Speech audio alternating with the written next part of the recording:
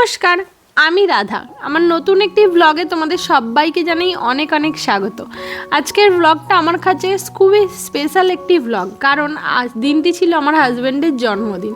তো তোমরা সবাই জানো, যারা আমার ব্লগ ফলো করো তারা প্রত্যেকেই জানো যে আমার ছোট্ট একটি সংসার। আমি, আমার মেয়ে আর আমার হাজব্যান্ড, আমাদের তিনজনে মিলেই আমাদের সংসার। রাগ, দুঃখ, মান, অভিমান সমস্ত কিছু আমাদের এই তিনজনকে ঘিরেই। তো আজ ছিল হাজব্যান্ডের জন্মদিন, তো সেই কারণে আমরা বেরিয়ে পড়েছি হচ্ছে উলুবেড়িয়া কালী মন্দিরে পুজো দেব। এবং একদম এখন আমরা বেরিয়ে পড়েছি, প্রায় ওই 4টে সাড়ে 4টে মতো বাজে। আমরা প্ল্যান করেই বেরিয়েছিলাম যে আমরা একেবারে পুজো দেব এবং ওখান থেকেই ঘোরাফেরা করে রাতে ডিনারটা সেরে তবেই বাড়ি আসব। তো সেই মতোই আমরা তিনজনে মিলে বেরিয়ে যাচ্ছি। আর আমাদের বাড়ি থেকে কিন্তু উলুবেড়িয়া কালী মন্দির যেতে প্রায় 1 ঘন্টা মতো লেগে যায়, কারণ আমাদের বাড়ি থেকে অনেকটাই দূর। তো তিনজনে মিলে বেরিয়ে পড়েছি। আর একটা কথা হচ্ছে যে আজকের পুরো ট্রিটটা আমিই দেব, কারণ তোমরা জানোই যে আমি জব করি। হাজব্যান্ডকে এই দিনটা আমার মতো করে একটু উপহার দেওয়ার মতো সামর্থ্য ভগবান আমাকে দিয়েছে। তো একটা জিনিস হচ্ছে, আমরা আমাদের যে কোনো ভালো দিন, সেটা জন্মদিন, অ্যানিভার্সারি, যা কিছুই হোক না কেন, দিনগুলোতে আমরা চাই যে কোনো একটা মন্দিরে যেন আমরা যেতে পারি আর ভগবানের আশীর্বাদ আমরা পেতে পারি। মেন কথা হচ্ছে, ভগবানের আশীর্বাদ ছাড়া আমাদের এই চলার পথটা বড্ড কঠিন। তোমরা তো জানোই যে আমার ঘরে গোপাল আছে, তাই ওনাকে অবশ্যই আগে সমস্ত কিছু, আমার গোপাল সোনার জন্য সমস্ত কিছু করে, আমার ভগবানদেরকে সকালে সুন্দর করে পুজো করে তারপর কিন্তু আমরা বিকেলবেলা বেরোচ্ছি উলুবেড়িয়ায় মা আনন্দময়ী কালী মন্দিরে মায়ের কাছে পুজো দেব, মায়ের আশীর্বাদ নেব।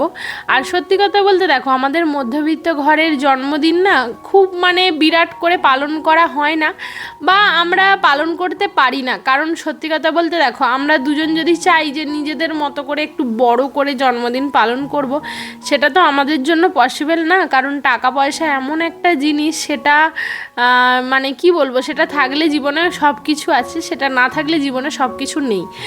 তো আমরা আমাদের মতো করে পালন করি, আর যেভাবেই পালন করি আমরা তাতে খুব খুশি হই। সত্যি কথা বলতে আমাদের ভালো থাকার জন্য অনেক কিছু চাই না, অনেক গিফটস, অনেক কিছু, অনেক কেনাকাটা, এসবের একেবারেই প্রয়োজন নেই।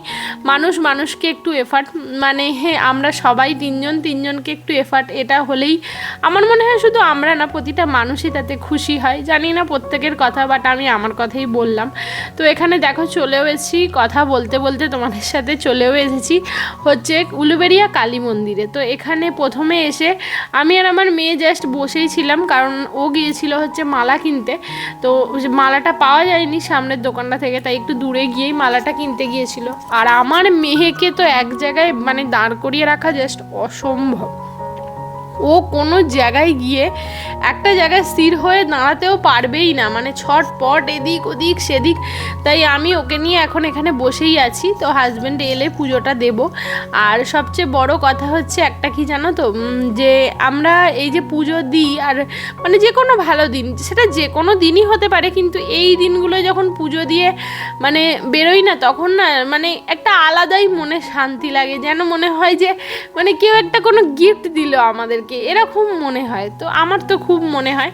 তো মায়ের মুখখানা দেখো কি অপূর্ব, যতবারই এই জায়গায় যাই মন যেন ভরে না, এত সুন্দর। আর তারপরে মায়ের সাথে সাথে এখানে আরও মন্দির আছে। দেখো এখানে বাবা মহাদেবের মন্দির আছে, এখানে আমার সখী রাধাকৃষ্ণের মন্দির আছে, তারপর এখানে গৌরনিতাইয়ের মন্দির আছে, অনেক কিছু মন্দির এখানে আছে। বেশ সুন্দর একটা জায়গা।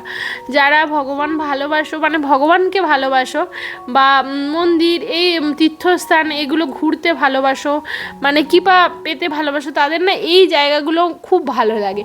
সত্যি কথা বলতে আমাকে যদি সব রকম জায়গার থেকেও কোথাও না কোথাও বলে যে চলো পুজো দিয়ে আসি, আমার যেন খুব খুশি হই।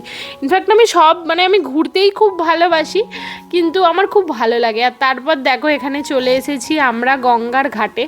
আর গঙ্গার ঘাটে বসে সন্ধ্যাবেলা, এটা তো জাস্ট ক্যামেরায় তো সেইভাবে ওঠে না, কিন্তু এত সুন্দর লাগে এই সময় এই দৃশ্যটা দেখতে, অপূর্ব লাগে। দেখো এই নৌকোগুলো না মাছ ধরতে বেরোচ্ছিল। মানে ওরা মনে হয় সন্ধ্যাবেলা থেকেই মাছ ধরতে বেরিয়ে যায়, ভোরবেলা ফেরে। আর এখন তো জানোই বর্ষায় ইলিশের সিজন, তো ইলিশ তো প্রচুর উঠছে। তোমরা কে কে বর্ষায় কীরকম ইলিশ মাছ খেলে? আমরা একদিনই খেয়েছি, বাবা একদিন নিয়ে এসেছিলো, তো সেই দিনই খেয়েছি, বাবা দিয়েছিল। তারপর আর ইলিশ মাছটা নেওয়া হয়নি। সত্যি কথা বলতে কি বলো তো, আমাদের মধ্যবিত্ত ঘরে না, মানে এক পা ফেললেও যেমন চিন্তা করতে হয়, এক পা পিছলেও চিন্তা করতে হয়, সমস্ত কিছু খুব চিন্তা করতে হয়। কারণ আমাদের মতো ঘরে ওই খুব মানে ইচ্ছা হচ্ছে আজকে এটা খেতে, চলো খেয়ে নিই, মানে সেই ব্যাপারগুলো সবসময় পসিবল হয়ে ওঠে না।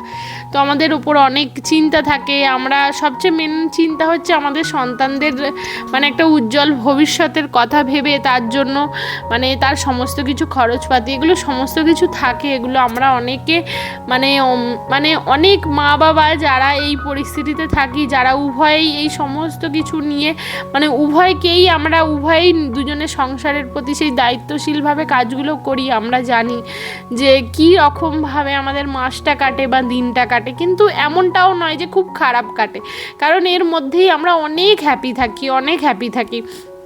তো আমার মেয়ের তো মেন উদ্দেশ্য ছিল, মানে কখন ভাবছিল যে বাবা মা কখন মানে এই ছাড়টা দেবে যে আমি এই দোকানগুলোতে যেতে পারবো। তো প্রত্যেকটা দোকান ঘুরে ফেলছে, কোনো দোকানেই কিছু পছন্দ হচ্ছে না। মানে ও দামি জিনিস, সব দাম রকম জিনিস সব কিছু দেখে, কিন্তু যেগুলো আমি দিতে পারি না সেগুলো আমি ওকে বলে দিই যে মানু আমি এটা দিতে পারবো না, আমার পক্ষে পসিবল না এই জিনিসটা দেয়া। তো যাই হোক, কিন্তু ওর বরাবর চাহিদাটা দেখেছি খুব কমের ওপরই থাকে, মানে ওই একটা স্টিকার বুক বা একটা চাবি রিং, এইগুলো মানে ও সব রকম ঘুরে এগুলোই পছন্দ করে।